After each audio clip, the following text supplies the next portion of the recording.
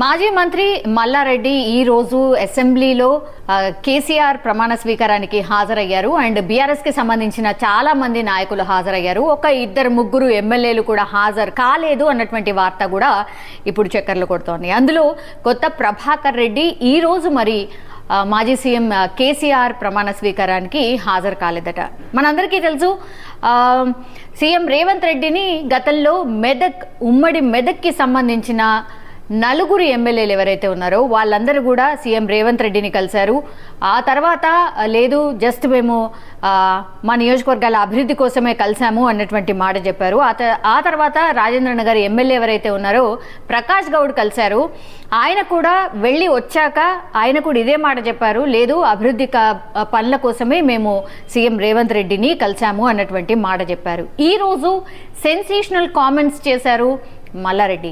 ఆయన ఏమన్నారంటే సీఎం రేవంత్ రెడ్డిని కలిస్తే తప్పేంటి, మేమిద్దరం కూడా గతంలో టీడీపీలోనే ఉన్నాం కాబట్టి ఆయనకు నాకు మిత్రుడే, అయినా సీఎం రేవంత్ రెడ్డిని కలిస్తే అందులో తప్పేముంది, ఇంత చర్చకు ఎందుకు తావిస్తున్నారు, నియోజకవర్గ అభివృద్ధి కోసం కలిస్తే తప్పేంటి అన్నటువంటి మాట చెప్పారు. ఆయన చాలా సరదాగా ఈరోజు మీడియాతో చిట్ చాట్ చేసినటువంటి సిచ్యువేషన్. చిట్ చాట్ అంటే మనందరికీ తెలుసు కెమెరాస్ ఏమీ ఉండవు, బట్ లైవ్గా విత్ రిపోర్టర్స్ అడిగిన క్వశ్చన్స్కి ఆయన ఆన్సర్ చేస్తూ ఉంటారు. అందుకని ఆయన మాట్లాడిన మాటలు మాత్రం మనకెక్కడా కూడా ఉండవు, కానీ చాలా సరదాగా చాలా విషయాలు కూడా చిట్ చాట్లో మాట్లాడుతూ ఉంటారు చాలామంది నాయకులు. అందులో భాగంగానే ఈరోజు కూడా మల్లారెడ్డి మాట్లాడినటువంటి సిచ్యువేషన్. ఆయన చాలా విషయాలు షేర్ చేశారు. ఎస్, మా పార్టీ బీఆర్ఎస్కి సంబంధించిన పెద్దలందరూ కూడా నన్ను కోరుతున్నారు, డెఫినెట్లీ మల్కాజ్గిరి ఎంపీ సీట్ నుంచి మీరే కంటెస్ట్ చేయండి అన్నటువంటి మాట అడుగుతున్నారు. సో నేనైతే ఒకటే చెప్పాను, నేను కాదు నా కొడుక్కి ఆ టికెట్ ఇవ్వండి, డెఫినెట్లీ బీఆర్ఎస్ పార్టీ తరఫున భద్రారెడ్డికి ఆ టికెట్ ఇస్తే నేను గెలిపించుకుంటాను అన్నటువంటి మాట చెప్పాను. నేనైతే పెద్దలకైతే ఆ మాట చెప్పేశాను, మరి వాళ్ళ డిసిషన్ ఏముంటుందో తెలీదు. అండ్ పార్టీ మారుతారు అన్న ప్రచారం అయితే బాగా చేస్తున్నారు. సీఎం రేవంత్ రెడ్డిని కలిస్తే ఎవరైనా సరే, సీఎం హోదాలో ఎవరున్నా సరే అందులో కలిస్తే తప్పేముంది, కలిసినంత మాత్రాన పార్టీ మారతారన్న ప్రచారం చేయడం ఇది ఎంత మాత్రం కరెక్ట్ కాదు అన్నటువంటి మాట కూడా చెప్పారు. అండ్ ఆయన కొనసాగింపుగా ఏం చెప్పారు అనంటే, ఒకవేళ కూడా సీఎం రేవంత్ రెడ్డిని కలిసా కూడా నేను పార్టీ మారుతాను అన్నటువంటి ప్రచారం ఇంత జోరుగా జరుగుతుంది కాబట్టి ముందే మీకు చెప్తాను, హ్యాపీగా మీరు ఆ వార్తను కూడా ప్రచారం చేయండి, నాకు కూడా హ్యాపీగా ఒక ప్రచారం అయితే దొరుకుతుంది. కానీ దానికంటే నేను సీఎం రేవంత్ రెడ్డిని కలిసే కంటే ఒక 2-3 గంటల ముందే నేను చెప్తాను మీకు, సో దట్ నేను కూడా సోషల్ మీడియా కావచ్చు లేదంటే మీడియాలో ఒక హల్చల్ క్రియేట్ అవుతుంది, నాకు కూడా ఒక ప్రచారం మంచిగా దొరుకుతుంది, నేను మీకు చెప్పే ఆయనను కలుస్తాను అన్నటువంటి మాట కూడా చెప్పారు. మరి ఎప్పుడు కలుస్తారు ఏంటి అనేది ఇదొక చర్చ. కానీ వీళ్ళందరూ కూడా డైరెక్ట్గా మరి బీఆర్ఎస్ పార్టీకి సంబంధించిన పెద్దల్ని కన్సల్ట్ చేయకుండానే ఇట్లాంటి మాటలు ఎందుకు మాట్లాడుతున్నారు, పార్టీకి సంబంధించిన పర్మిషన్ తీసుకోకుండానే డైరెక్ట్గా సీఎం రేవంత్ రెడ్డిని కలుస్తున్నారు. మరి పార్టీ మాత్రం సీరియస్ అయినట్టు కానీ లేకపోతే చర్యలు తీసుకున్నట్టు కానీ ఎక్కడా కనిపించట్లేదు. ఇప్పుడు మల్లారెడ్డి కలిస్తే ఆ సంఖ్య 6కు చేరుతుంది. సో వరుస పెట్టి ఇట్లా బీఆర్ఎస్కి సంబంధించిన ఎమ్మెల్యేలు కావచ్చు లేదంటే మాజీ ఎమ్మెల్యేలు పెద్ద పెద్ద నాయకులు మరి సీఎం రేవంత్ రెడ్డిని కలిసిన తర్వాత ఆ ఫొటోస్ కానీ ఆ వీడియోస్ బయటకు వస్తే కానీ బీఆర్ఎస్ పార్టీకి సంబంధించిన పెద్దలకు తెలియట్లేదు. ఇది అతిపెద్ద చర్చ. ఇంకో మాట కూడా మాట్లాడుతూ మల్లారెడ్డి ఒకటే చెప్పారు, ఇక్కడ రియల్ ఎస్టేట్కి సంబంధించి ఇప్పుడు భూమి అంతా తగ్గిపోయింది, కాంగ్రెస్ పార్టీ వచ్చిన తర్వాత రియల్ ఎస్టేట్ చాలా అంటే చాలా వరకు తగ్గిపోయింది, ఇక మీదట నేను ఇక్కడ ఏవి కూడా బిజినెసెస్ నావి ఏవి కూడా చేయను, ఇంక్లూడింగ్ ఎవ్రీథింగ్. మీరు తెలుసు నేను రియల్ ఎస్టేట్లో ఉన్నాను, సో ఆ రియల్ ఎస్టేట్ ప్లాట్స్ కావచ్చు ఫ్లాట్స్ కావచ్చు లేదంటే ఈవెన్ ఎడ్యుకేషన్ ఇన్స్టిట్యూట్స్ కావచ్చు లేదంటే హోటల్స్ కావచ్చు, ఇట్లాంటివన్నీ కూడా నేను ఇక మీదట ఇక్కడ చేయబోను.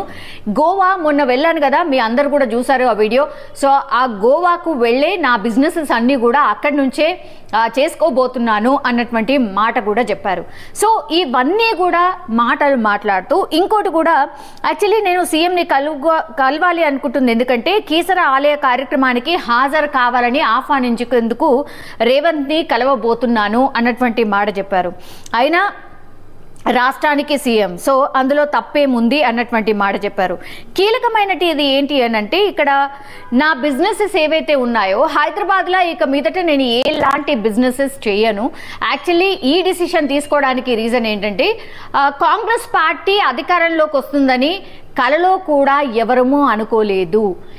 లాస్ట్ మూమెంట్ వరకు కూడా కనీసం అంటే కనీసం మెజారిటీ ఆర్ మ్యాజిక్ ఫిగర్ ఏదైతే ఉంటుందో 60 క్రాస్ డెఫినెట్లీ చేయబోతున్నాము అన్నటువంటి నమ్మకం చాలా ఉండింది. బట్ అందరం కూడా ఇంకా షాక్లోనే ఉండిపోయాము.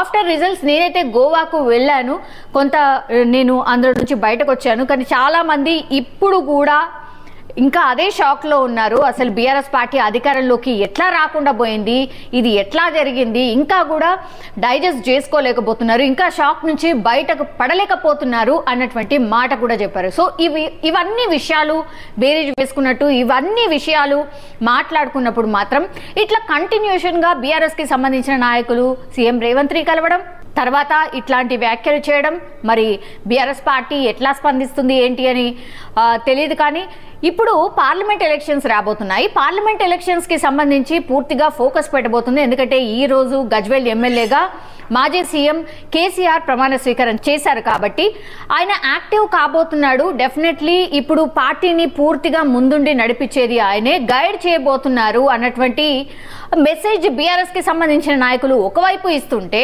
ఇంకో వైపేమో ఎమ్మెల్యేలు ఎవరైతే ఉన్నారో వీళ్ళందరూ సీనియర్స్ ఆర్ ఎప్పటి నుంచో బీఆర్ఎస్ పార్టీకి సంబంధించిన ఎమ్మెల్యేలు ఎవరైతే ఉన్నారో వీళ్ళు ఇట్లాంటి మాటలు మాట్లాడడం ఇప్పుడు చాలా కన్ఫ్యూజన్ అయితే క్రియేట్ అవుతోంది. మరి ఇప్పుడు యాక్టివ్ అవుతారు మాజీ సీఎం కేసీఆర్ అని చెప్తున్నారు కాబట్టి మరి ఇప్పటి నుంచి అయినా ఎట్లాంటి స్టెప్స్ ఉండబోతున్నాయి ఆర్ ఎట్లాంటి ఆదేశాలు రాబోతున్నాయి అనేది క్వైట్ ఇంట్రెస్టింగ్ అయితే మారింది. కానీ ఇట్లాంటి వ్యాఖ్యలు అండ్ ఇప్పుడు 6వ నెంబర్ అన్నమాట. ఒకవేళ సీఎం రేవంత్ రెడ్డిని ఒకవేళ మల్లారెడ్డి కలిస్తే అది 6th నెంబర్ అవుతుంది.